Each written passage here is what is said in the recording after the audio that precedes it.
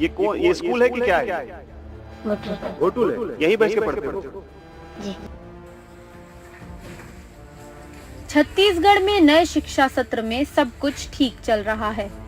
सर्व शिक्षा उत्तम छत्तीसगढ़ का डंका भी जोर शोर से बज रहा है।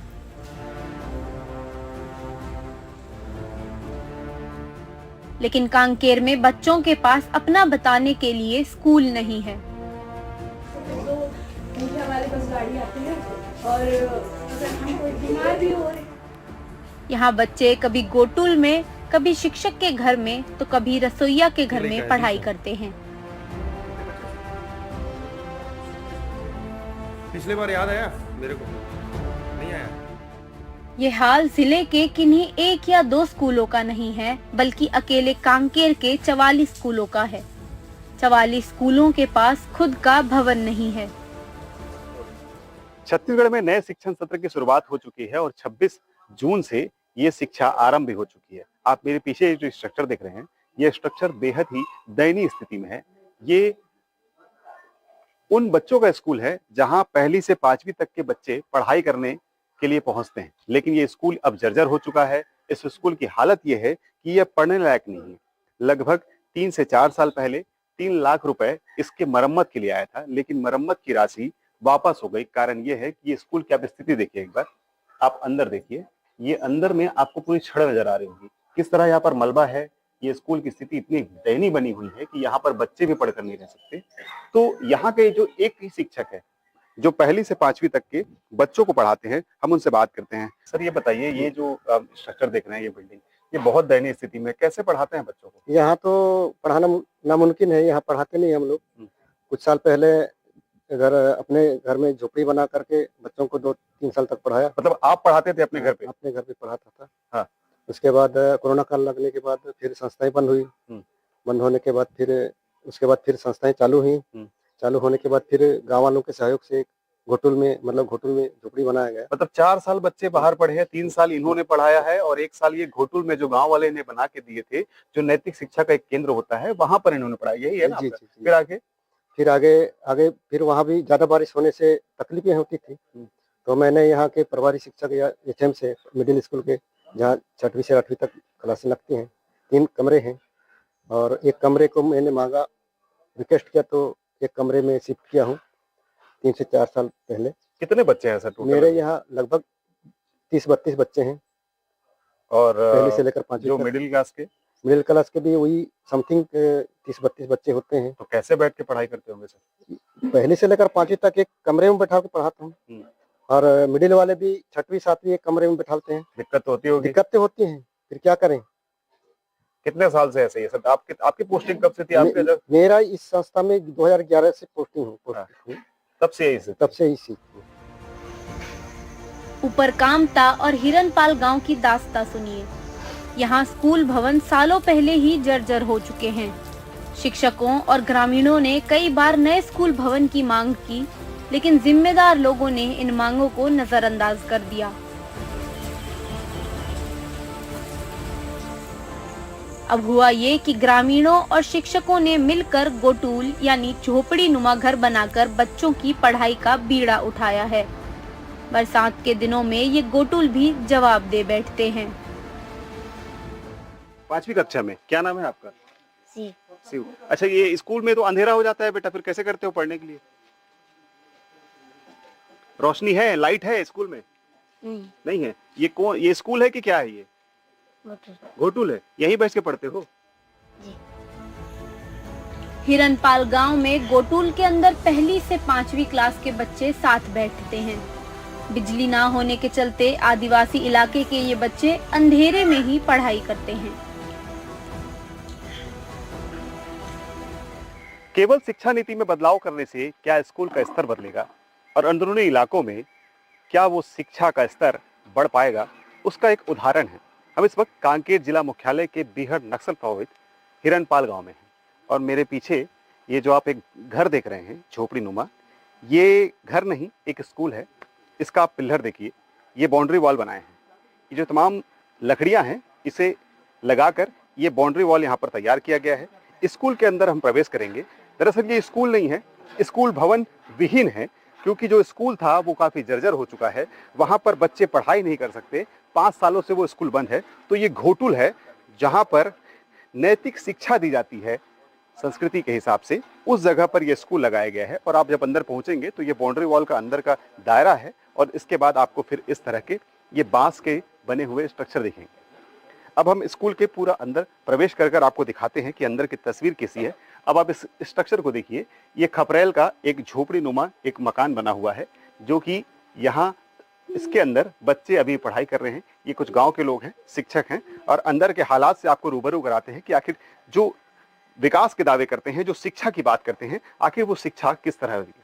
ये बच्चे देखिए, सर्व शिक्षा उत्तम छत्तीसगढ़ ये लगा हुआ है यहाँ पर, और यहाँ पर बच्चे बैठे हुए हैं। ये छोटे छोटे बच्चे शिक्षा गढ़ रहे हैं, यहाँ थे बेहतर शिक्षा लेने के लिए पहुंचते हैं। लगभग 13 की संख्या में बच्चे हैं। ये जो पूरा स्कूल का दायरा है, इसको आप देखिए, ये अंधेरे में तब्दील है। कहा जा रहा है कि इस गांव में बिजली नहीं है। जब बिजली नहीं है तो आखिर शिक्षा कैसे गढ़ेंगे ये बच्चे। और देखिए, इन तक सुविधाएं नहीं पहुंची, लेकिन सर्व शिक्षा अभियान के तहत ये जो बुक है वो यहाँ पर पहुंच चुकी है। और ये वो छोटे छोटे बच्चे हैं जो अपने भविष्य गढ़ने के लिए यहाँ पर उपस्थित हैं। और ये स्कूल का दायरा देखिए, ये पूरा स्कूल बांस से सजा हुआ है। ये पूरा बारिश हो रहा है तो बारिश के कारण ये पूरे खपरे यहाँ पर भीगे हुए हैं। कहा जाता है कि रोशनी नहीं आती, लाइट की व्यवस्था नहीं है। और ये बोर्ड देखिए, ये बोर्ड किस तरह से सड़ चुका है। इसे छुएंगे तो ऐसा लग रहा है कि ये टूट जाएगा। ये बोर्ड सड़ चुका है, इस बोर्ड को लगाने की भी व्यवस्था यहाँ पर नहीं है। कहते हैं कि जब रोशनी नहीं होती तो क्या किया जाए, तो ये जो खपरे हैं इसे निकाला जाता है। इसको निकालने के बाद इसके ऊपर एक झिल्ली डाली जाती है ताकि रोशनी आए और ये बच्चे पढ़ सकें। आपको हम यहाँ के शिक्षकों से बात करते हैं। ये छोटे छोटे बच्चे हैं, यही बच्चे यहाँ पर पढ़ाई करते हैं। शिक्षकों से बात करके जानते हैं कि आखिर यहाँ की स्थिति क्या है। मध्याह्न भोजन भी यहाँ पर मिलता है। मध्याह्न भोजन अभी दिया जा चुका है। सर ये बताइए, किस तरह की समस्या आती है। ये स्कूल जो है हम देख रहे हैं कि उसका तो गेट ही बांस का बना हुआ है। यहाँ तो समस्या ही समस्या है सर। क्या समस्या है? अब बहुत सारा समस्या है सर। सबसे पहली बात तो आने जाने में परेशानी होता है। अब यहाँ आ जाओ तो फिर स्कूल की समस्या। अब स्कूल में देख रहे हैं सर, एक रूम है, यहाँ पढ़ाते कैसे हैं होंगे और खाना कहाँ बनाते होंगे। तो इसका स्कूल कहाँ गया सर? इसका स्कूल तो सर 2 साल से जर्जर हो गया है। उस वहाँ स्कूल ही नहीं लग रहा है। स्कूल नहीं लग रहा है? अच्छा, तो क्यों, कारण क्या है जर्जर हो के? आप लोग शिकायत वगैरह नहीं की है कि? शिकायत तो जानकारी हमेशा देते रहते हैं सर, और संकुल सम्मेलन के द्वारा भी जानकारी मांगा जाता है। जर्जर भवन की स्थिति, कितने शौचालय सही स्थिति में, कितने अनुपयोगी है, वो सब जानकारी हर साल देते हैं। तो और अभी कहाँ लगा रहे हैं स्कूल? हम देख रहे हैं कि एक झोपड़ी टाइप का बना हुआ है। ये क्या चीज़ है? यहाँ क्या संचालित होता है और यहाँ कैसे शिक्षा दे रही है? ये गांव वाला का घोटुल है सर। अच्छा। यहाँ सामाजिक कार्यक्रम होता है, और जो नव युवक युवतियाँ हैं ना, जो भी उनका कार्यक्रम रहता है यहाँ। तो यहाँ पे तो देख रहे हैं कोई रूम नहीं है, खाली एक रूम बना हुआ है। उसमें सामान कैसे रखते होंगे, बच्चों को कैसे पढ़ाते होंगे? ब्लैक बोर्ड भी आपका सड़ा हुआ है, उसमें भी आप टांग नहीं सकते सर। इसमें उन लोगों का भी सामान है ना, जो अंदर भरा पड़ा है। हाँ। वो तो पूरा सामान उन्हीं का है। मतलब गांव वालों ने मदद किया है तब आप घोटुल में संचालित कर पा रहे हैं। हाँ। अच्छा, तो अभी ये बच्चे लाइट नहीं है सर, तो कैसे पढ़ते होंगे?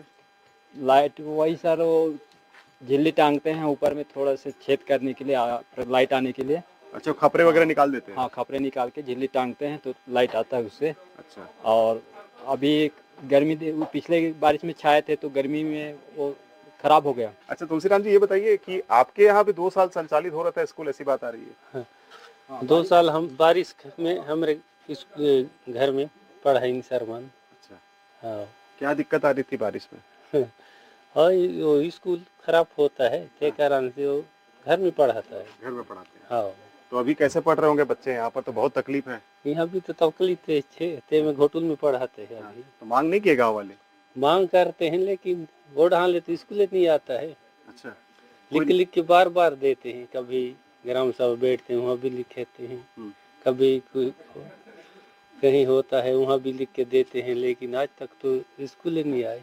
बच्चों का पढ़ाने का व्यवस्था नहीं है, तो हम गांव और से मदद किए, थोड़ा सा झोपड़ी बना के उसमें पानी का ये में जो तो ठंड के वजह से बच्चे लोग बीमार था, इसलिए आसपास के कोई सांसद विधायक कलेक्टर को कब आवेदन दिए, किसको दिए? हाँ, हम सांसद को नहीं दिए, लेकिन अब जो हमारा ये पहले पूर्वज का ये जो अनूपनाग विधायक को भी दिए, वहाँ से जनदर्शन में भी गए, कलेक्टर के पास भी आवेदन लगा दिए है, और हमारा जनसमरण शिविर में भी दिए हैं आवेदन। अच्छा, कोई अधिकारी, कोई नेता इस तरफ आता है कि नहीं आता है कभी? ऐसे तो नहीं आता है भाई, केवल वही वोट समय आता है, बाकी समय तो नहीं आता है। पूरे मामले पर जिला शिक्षा अधिकारी कहते हैं कि नए सिरे से आंकलन कर स्कूल भवनों का निर्माण किया जाएगा और बाकी स्कूलों की जानकारी लेकर उनमें भी व्यवस्था कराई जाएगी।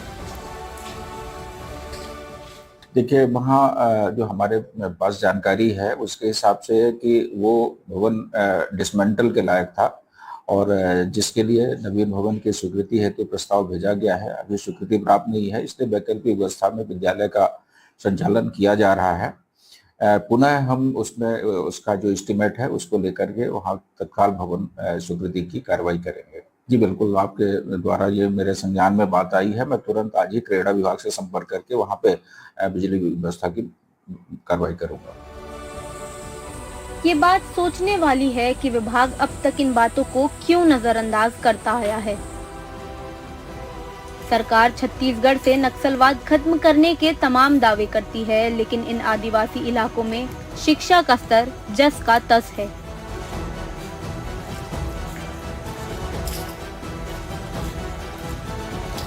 कांकेर से नीरज तिवारी की रिपोर्ट।